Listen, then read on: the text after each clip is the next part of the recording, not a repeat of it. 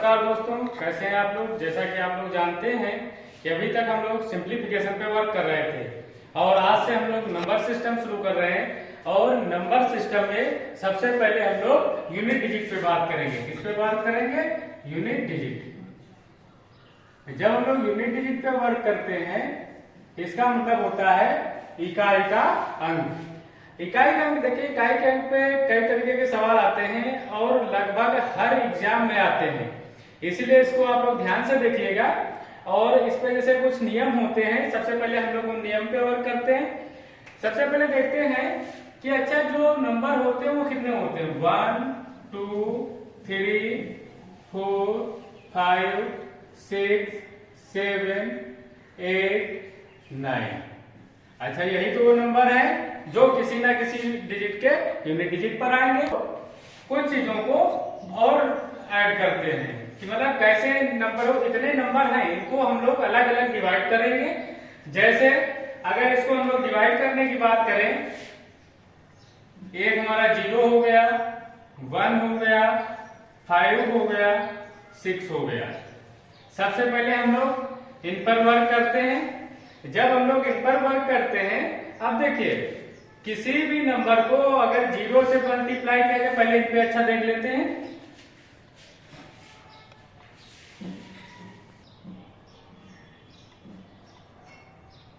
जैसे हम लोगों ने ये नंबर लिखे हुए हैं, इन पे पहले हमने कहा था कि वर्क करते। देखो जैसे 0 है, अगर 0 को किसी भी नंबर से मल्टीप्लाई किया जाए तो हमेशा क्या आता है? 0 ही आएगा। इसका मतलब किसी भी नंबर को 0 से मल्टीप्लाई करने पर 0 अगर कहीं पर भी आ रहा है तो उसका यूनिट प्लेस हमेशा क्या होगा? 0 ही होगा। लेकिन यही अगर 1 हो तो 1 की पावर कोई भी नंबर हो, मान लिया 98 लिख लिया, इंटू 111 की पावर 95 लिख लिया। अब देखिए इस टाइप के क्वेश्चनों में देखिए यहाँ पे यूनिट डिजिट कितना है? 1 है। यहाँ पर भी यूनिट डिजिट कितना है? 1 है। इसका मतलब इसके यूनिट डिजिट पर कोई भी फर्क नहीं पड़ेगा। 1 की पावर चाहे जितनी भी हो, नंबर हमेशा कैसा रहता है? 1 ही रहता है।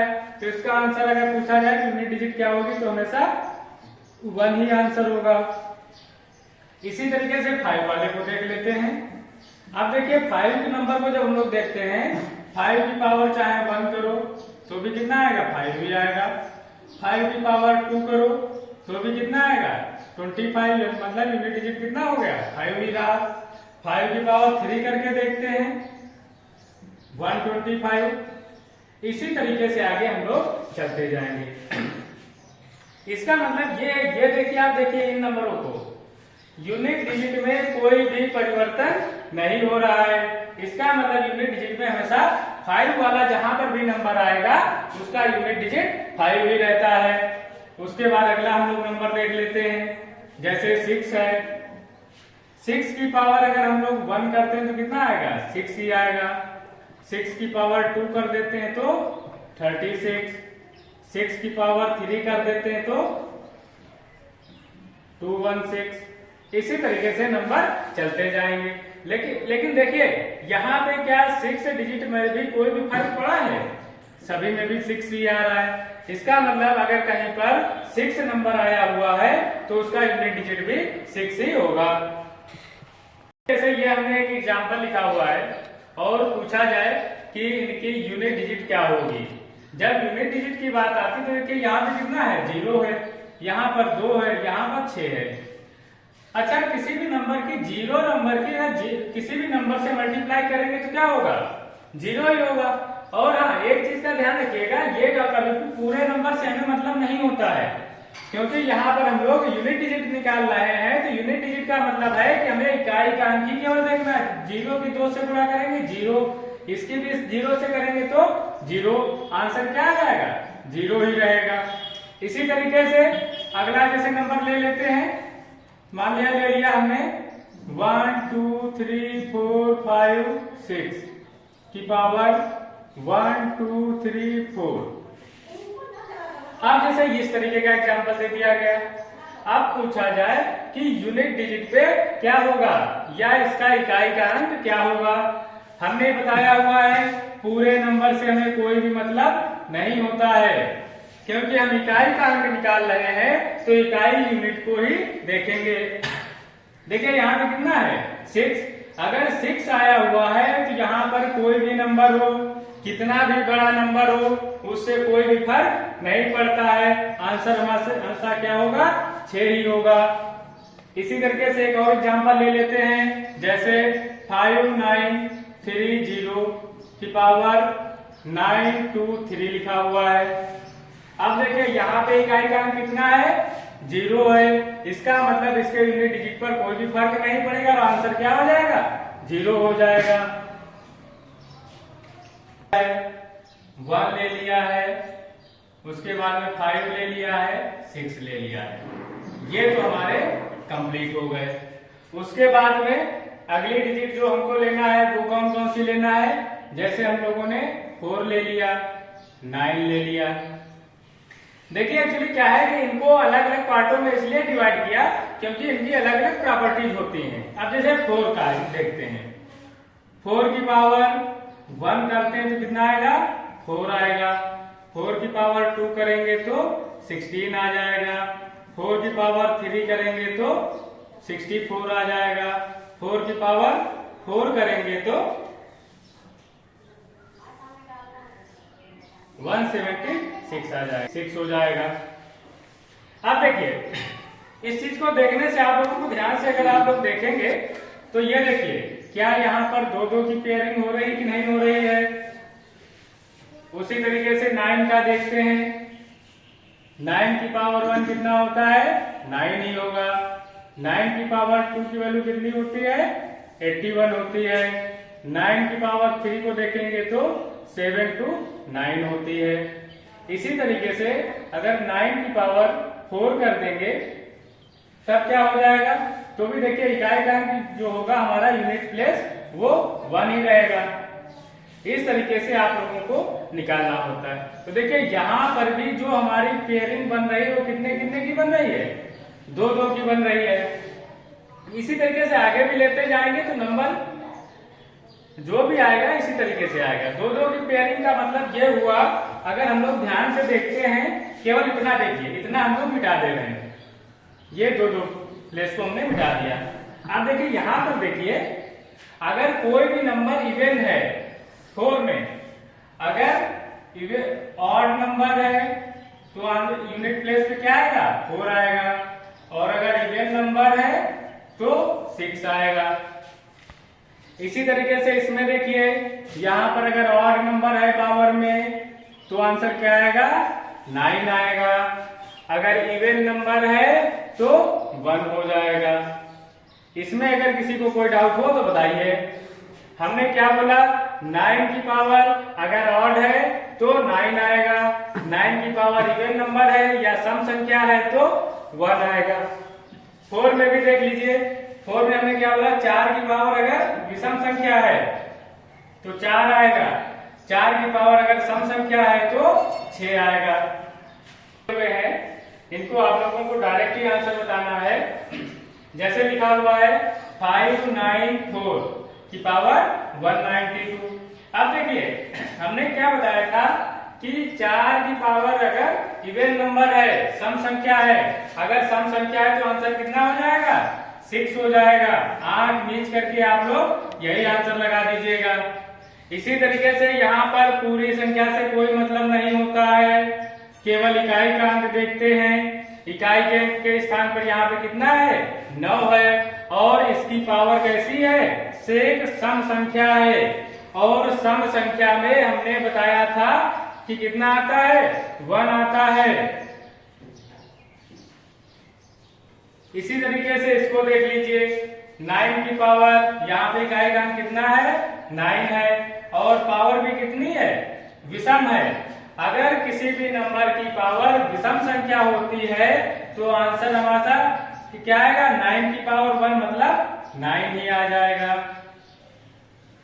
इसी तरीके से इसको आप लोग देखिए, जब हम लोग इसको देखते हैं तो देखिए यहाँ पे जो इकाई का अंक है कितना है 4 है और इसकी पावर क्या है, एक विषम संख्या है। जब इसकी पावर एक विषम संख्या है तो इसका मतलब 4 की पावर 1 की वैल्यू कितनी होती थी, 4 ही होती थी, तो इसका आंसर 4 ही रहेगा। नंबर तो हम लोग ले चुके हैं। इसके अलावा जो नंबर बचे वो कौन कौन से बचे हुए हैं, अब आप लोग उनको देख लीजिए। जैसे 2 बचा हुआ है, 3 बचा हुआ है, 4 बचा हुआ है और 8 बचा हुआ है। अब देखिए जब यहाँ पर 7 बचा हुआ है, अब हमको इन पे बात करनी है। इधर वाले नंबर तो हमारे हो चुके हैं। अब देखिए इसकी पावर जरा देख लेते हैं कैसे होता है। 2 की पावर 1 कितना होता है, 2 होता है। 2 की पावर 2 अगर तो 4, 2 की पावर 3 8 हो जाएगा। 2 की पावर 4 की वैल्यू कितनी होती है, 16 होती है। 2 की पावर 5 करेंगे तो 32 हो जाएगा। 2 की पावर 6 करेंगे तो 64 हो जाएगा। अब देखिए क्या 4 डिजिट के बाद में ये फिर से रिपीट होने लगा है कि नहीं रिपीट होने लगा है, इसका मतलब यहाँ पर 4 4 के पेयर बनेंगे। इसी तरीके से 3 वाला देख लीजिए। 3 की पावर 1 कितना होता है, 3 होता है। 3 की पावर 2 की वैल्यू 9 होती है। 3 की पावर 3 कितना होता है, 27 होता है। 3 की पावर 4 की वैल्यू कितनी हो जाती है, 81। अब 3 की पावर जैसे ही 5 करेंगे तो कितना हो जाएगा, 3 1 जा 3, 3 8 जा 243। देखिए ये नंबर फिर से रिपीट हो गया, ये नंबर फिर से रिपीट हो गया। इसका मतलब आगे जो भी करेंगे अब यही डिजिट फिर से रिपीट हो जाएंगी। ये भी 4 का बन गया। इसी तरीके से हम लोग क्या करेंगे, 7 का देखते हैं। 7 की पावर 1 कितना होता है, 7 ही होगा। 7 की पावर 2 की वैल्यू कितनी होती है, 49 होती है। 7 की पावर 3 की वैल्यू 343 होती है। 7 की पावर 4 की वैल्यू, अब देखिए 7 की पावर 4 निकालने को तो हम डायरेक्ट निकाल सकते हैं, लेकिन हमने आप लोगों को स्क्वायर निकालना बताया था, उसको आप लोग जरा एक बार फिर से देख लीजिए। 49। अब देखिए जब इसको हमने बताया था तो हमने बताया था कि 50 के बेस पे है, तो इसका मतलब 1/2 लिखते थे। उसके बाद में क्या करते थे, ये 49 50 से कितना लेस है, तो इसको हम लोग क्या कर देंगे, 49 - 1। उसके बाद में 50 से कितना लेस था, 1 था, तो यहाँ पे क्या कर लेते थे, 1 का स्क्वायर कर लेते थे। अब देखिए यहाँ पे कितना हो जाएगा, 1/2 × 48। और यहाँ पर 0 1 लेते हैं, हमने कहा था 2 डिजिट लेते हैं, ये कितना हो जाएगा 24। तो ये कितना हो गया 24 0 1। अब देखिए यहाँ पर जब 7 की पावर 5 करेंगे तो भी हमारा 7 एकम 7 ही हो जाएगा। तो इसका मतलब ये हो गया यहाँ पर भी 4 4 के पेयर बनेंगे। अब 8 का देख लेते हैं।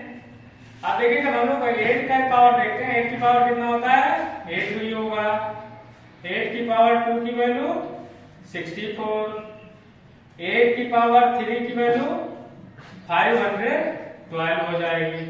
अब देखिए 8 की पावर 4, 8 की पावर 4 फिर से एक स्क्वायर देख लीजिएगा। जैसे स्क्वायर आता जाएगा हम इसके बारे में भी बताते जाएंगे। इसका मतलब ये हो गया 64 का स्क्वायर। जब 64 का स्क्वायर हो गया तो इसका मतलब ये 50 से कितना लेस है, मोर है 14। तो इसको हम लोग क्या लिखते थे, 1/2 64।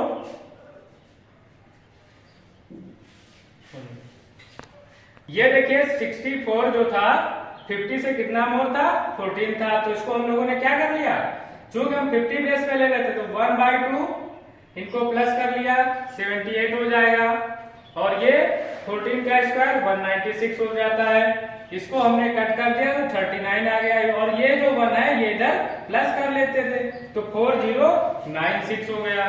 अब देखिए जब हम लोग देखते हैं तो जैसे ही हम लोगों ने देखा कि ये भी हमारा कितने का पेयर बन गया, 4 का बन गया। क्यों, क्योंकि जैसे 5 करेंगे तो इसको फिर से 8 से मल्टीप्लाई करेंगे, तो 8 छंग 48, फिर से अगला डिजिट 8 ही आ जाएगा, तो उससे हमें कोई भी मतलब नहीं है। अब देखिए इतनी सारी चीजें करने के बाद एक चीज का और ध्यान रखेंगे, जब किसी भी पावर को कितनी भी पावर हो, और जब हम लोग उसको 4 से डिवाइड करेंगे, जब 4 से डिवाइड करेंगे, अगर रिमाइंडर